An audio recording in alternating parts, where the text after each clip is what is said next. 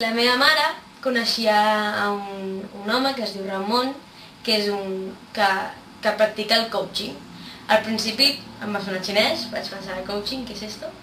I bueno, em vaig informar i vaig veure que era una disciplina com d'autoajuda, que t'ajuda a estructurar la ment i a estar més calmada, cosa que també em va molt bé, no només per saber quin era el meu futur professional i com havia d'encarar la meva vida professionalment, sinó que, clar, després de tot aquest any de desgast emocional, de veure que totes les meves amigues estaven a la seva carrera, estaven tan contentes, estaven fent la seva colla d'amics a la universitat i estaven disfrutant de l'envejada vida d'universitari, i jo estava fent de vida de jubilada. Em llevava, anava a fer classes de conduir, llavors m'anava al gimnàs, a vegades m'anava a comprar roba i el dia següent la tornava, coses així.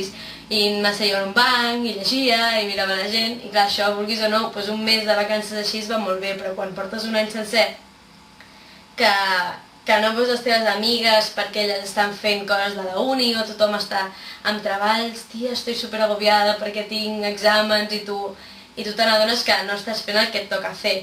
També això t'influeix molt si tens vida de parella o a casa fins i tot. Jo estava en una mena com d'apatia general. No tenia ganes de res, perquè tampoc tenia res a fer, no hi havia res que m'il·lusionés. Cada dia era com el mateix, però no era un mateix que m'agradés, sinó era un mateix que em repetia a mi mateixa que no era el que havia d'estar fent.